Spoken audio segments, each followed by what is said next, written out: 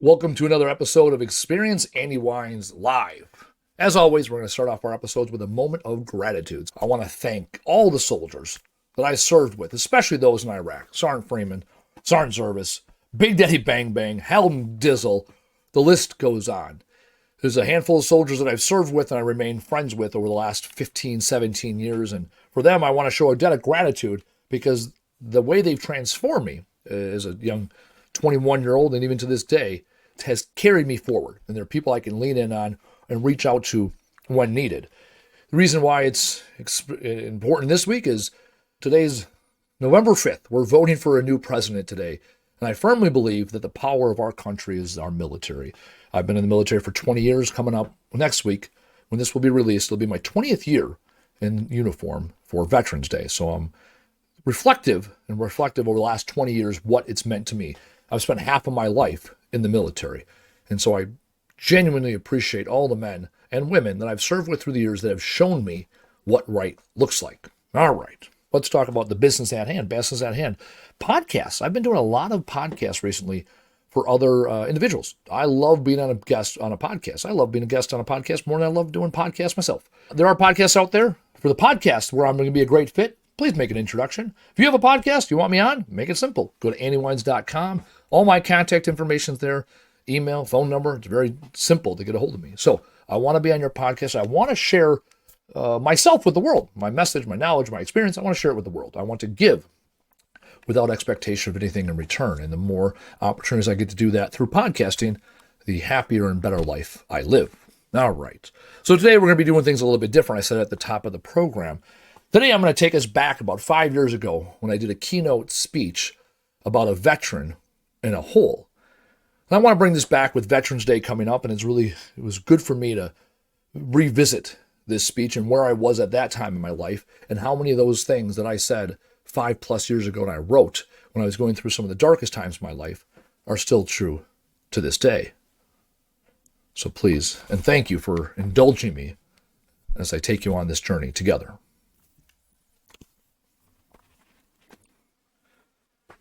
In April 2007, I returned home from Iraq. I had joined the Army in 2004, volunteered to go to Iraq as a truck driver, and spent a year hauling fuel throughout the Al-Anbar province, which is also known as the Triangle of Death. It's the place where Ramadi, Fallujah, Baghdad all come together.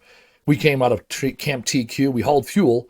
The Jordanians would bring them from the border, the Jordan border, as far as us, and then we took them in the last 50 miles into some forward operating bases where there was a lot of heavy fighting.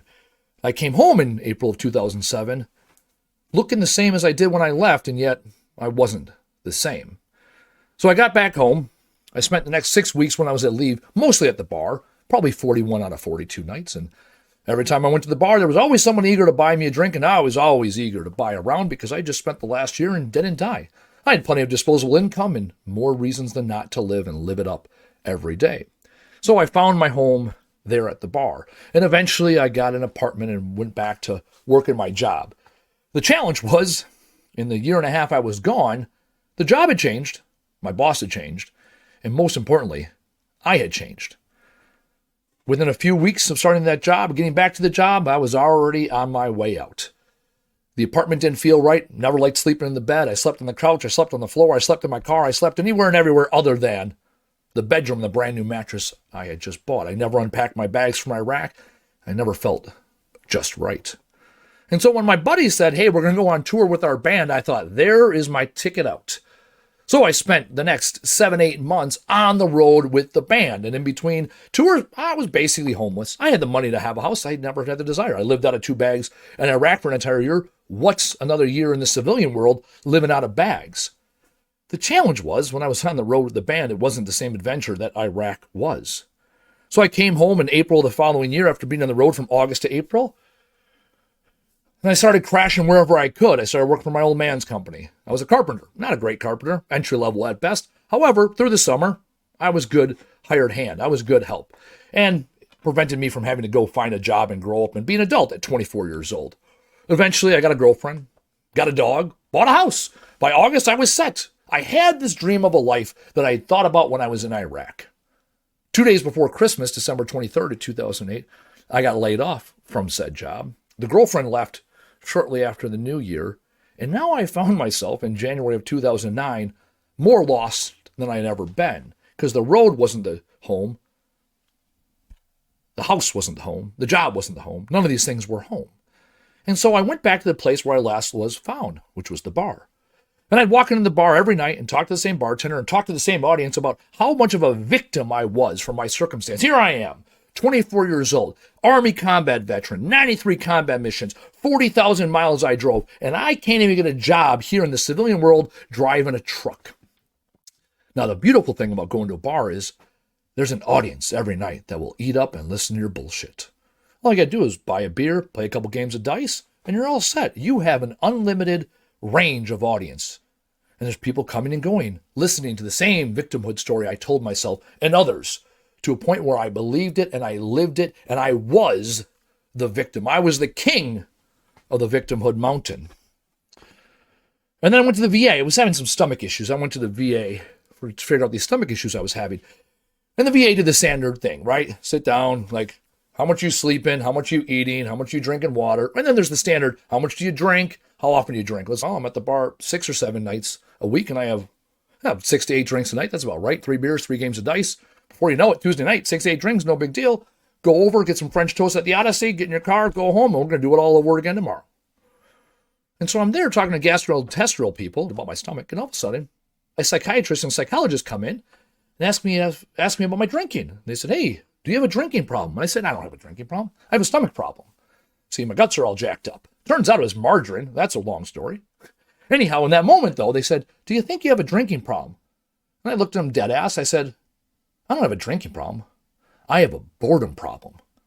See, in Iraq, I had a purpose, and now I no longer have a purpose, so I go to the bar, and then I find people that listen to my bullshit story, and that seems like a pretty good life to live. And then they explained to me the difference between a psychologist and a psychiatrist and a counselor and all these different things. I found out psychiatrists are the ones that give you the drugs. And that worked out well later in my life. So that was a great story to talk to the people at the bar about. Hey, I went to the VA today. They think I have a drinking problem. Joke's on them. I am awesome. I am great. Let me tell you how much of a victim I am. A couple weeks later, one of my buddies got back from Iraq. See, he had deployed with me the first time, and he went back to Iraq a second time with his brother. I drove up to the Twin Cities, spent the weekend with him. We went to a bar, naturally. They had buy one, get one. Naturally, life's going to be good. Plus, he just got home from Iraq. All the people are buying him drinks, buying me drinks. Life is good.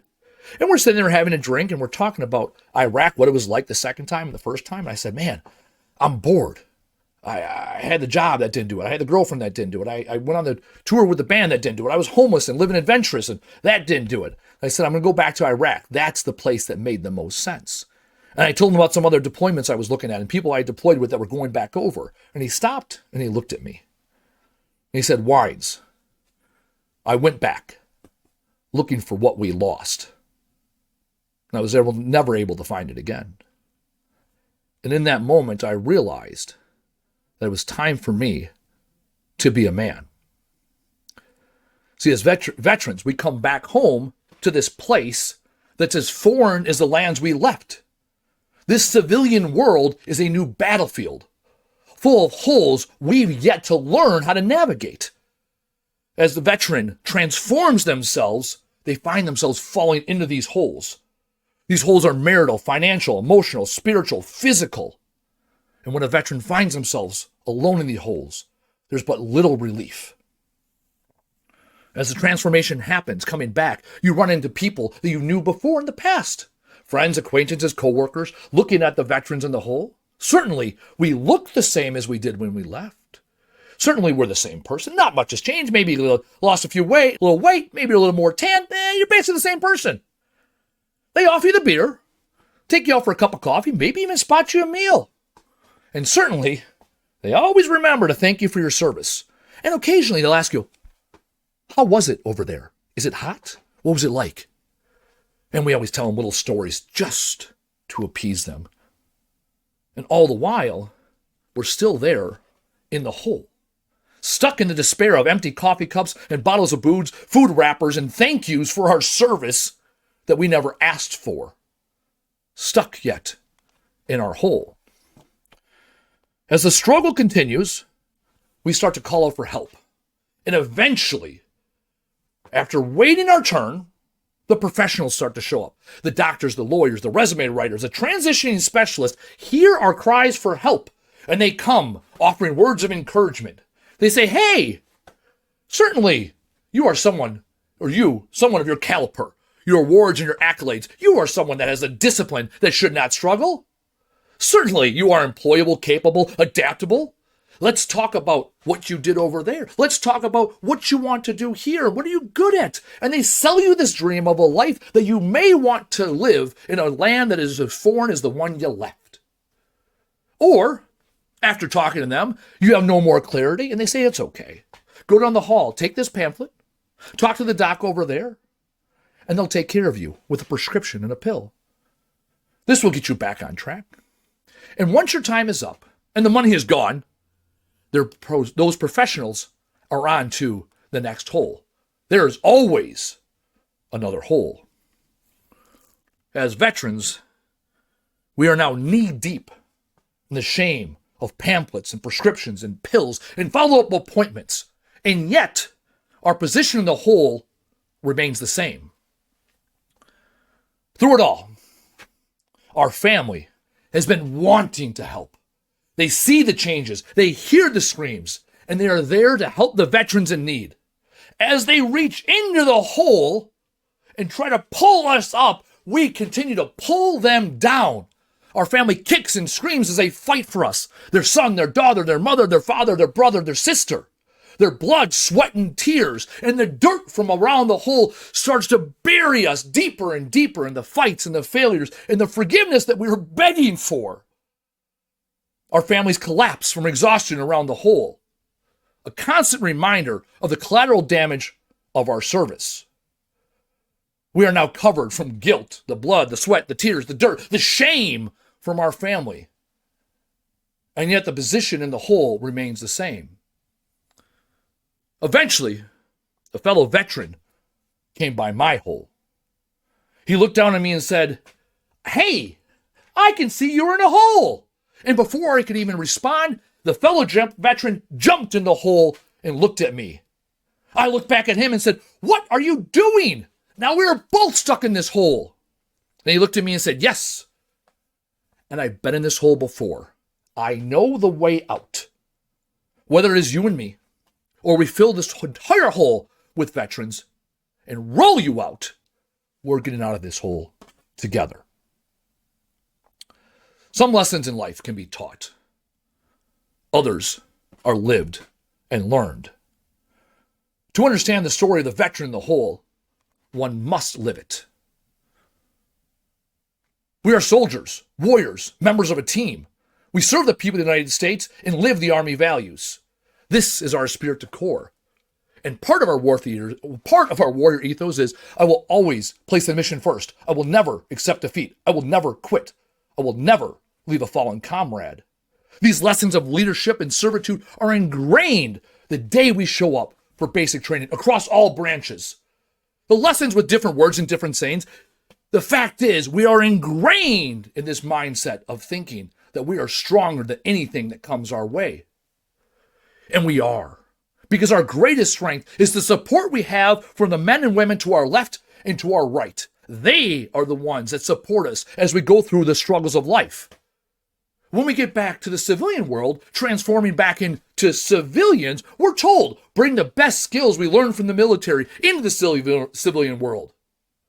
Our greatest strength was the soldier to my left and to my right.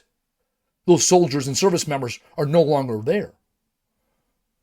The civilian world, they want us to show up to the right place, the right time, with the right uniform. And yet this uniform never fits quite like the old one. They want us to be disciplined, physically, mentally tough, trained and proficient in our warrior tasks and drills in subjects we've never studied. They want us to be experts and professionals in a language we have never spoken. They want us to complete projects with the same drive that we had when we stood ready to deploy, engage, and destroy the enemies of the United States of America in close combat. They look at us as the guardians of freedoms and the American way of life, thinking the American soldier can do no wrong, and the fact is, we are more broken than most. When I think about the Army values, I think about the value of selfless service. It's the one that comes in mind first. selfless service. Put the welfare of the nation, the army, and your subordinates before your own. In the military, we are trained to sacrifice ourselves so that the others will prevail. And yet in the civilian world, those that are willing to sacrifice others often are the ones that prevail. I have seen this all too often. That's why this is my why. Every day is simple for me. I want to spend time with my fellow veterans, talking and thinking and doing everything other than war. My wife's work is dedicated to supporting veterans and being there through 3 phases of life. My sustainable career is about empowering fellow veterans through meaningful, transformational employment, education, and encouragement. I spent 20 years in the Army Reserves as an Army Reserve career counselor, where I mentor soldiers on what does it mean to be a citizen soldier, how to align their military obligations with their civilian opportunities and their family life.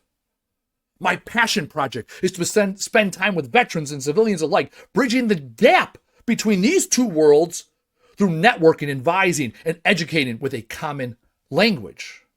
I've transformed my pain into passion to define my purpose. Everyone in this audience is capable of the same.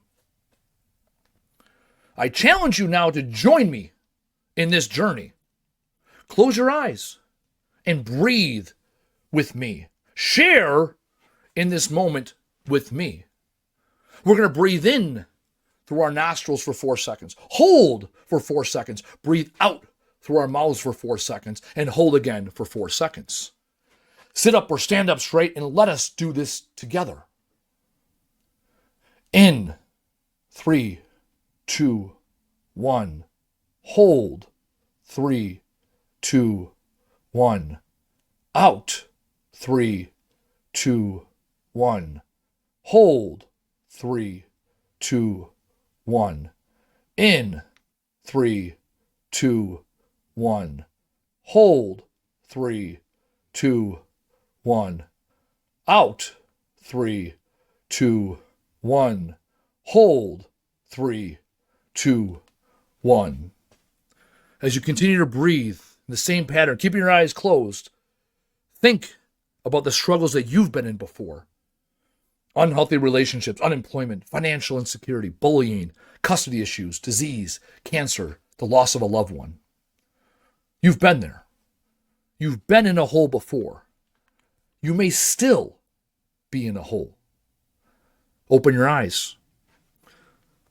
Someone here in your life is in that hole. Someone else has gotten out of that hole. When you go through this exercise in life and you look around the room, you might feel awkward or weird, uncomfortable, allowing yourself to be vulnerable and share the holes that you've been in. Thank you for taking the time on this exercise. Thank you for joining me in my hole, standing next to me and breathing with me. It really is that simple. When people come up on stage like I do here today, I give of myself. I put myself on display. And when you join me in my hole, it allows me to shine as bright as I can be.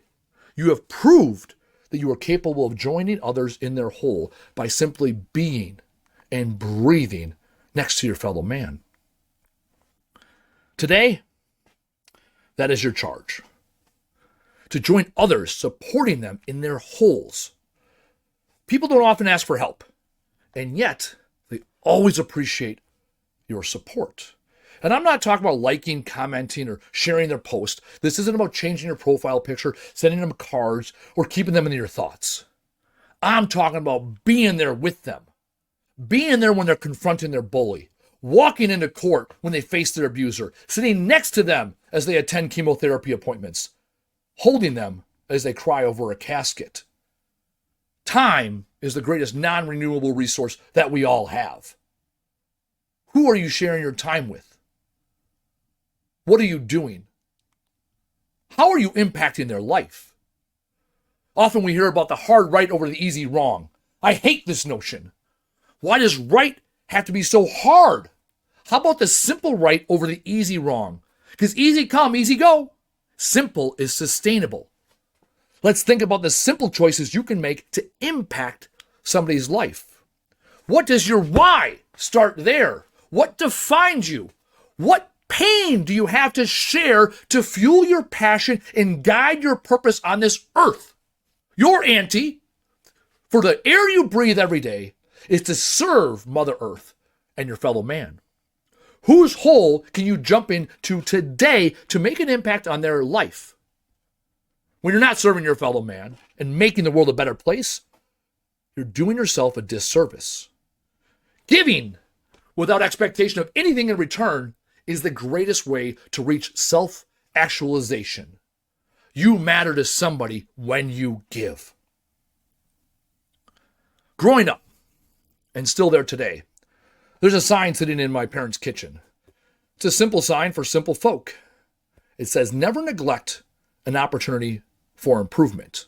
Opportunities come by every day. You can't create them. They come and they go, right? You do not get to pick the defining moments in your life. Until recently, I always looked at this sign as my personal challenge to take advantage of opportunities that may come my way to improve myself. Because I know that luck is the intersection of preparation and opportunity.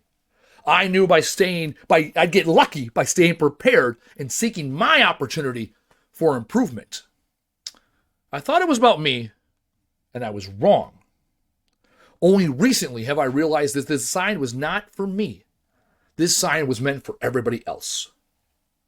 When I look at other people's situations, I'm not going to neglect the opportunity to improve that person and their situation. It's not about me. It's about giving selflessly to others, like I learned in the Army. It's never to neglect an opportunity for improvement, not self-improvement, for improvement. How do I make this world a better place?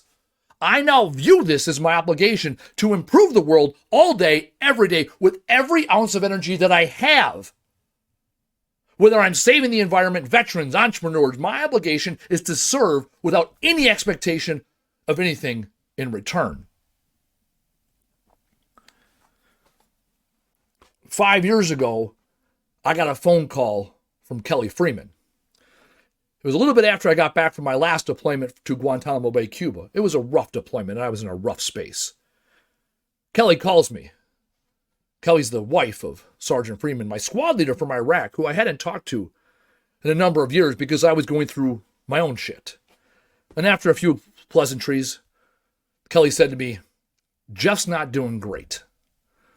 Now, this wasn't the first time I heard this. I had spent time with Sergeant Freeman in the past. I had visited him once or twice.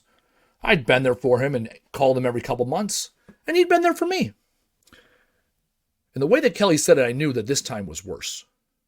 And she went on, she told me the nightmares came back, the survivor's guilt, the suicidal thoughts crept in upon him, and he was debilitated to his bed for days at a time. Now, Sergeant Freeman could do no wrong. When we were in Iraq, we were a bunch of 21, 22-year-old kids. He was the 28, 29-year-old grown-ass man. He had it all figured out. He had a wife and the kids and the car and the house and a great job. He was the one that we all wanted to be like. Since we got back home from Iraq, he had finished up his college degree, got promoted to supervisor. He's no longer an iron worker. Now he's working in the office. He picked up a bunch of kids. He fostered a bunch of kids. He started adopting kids.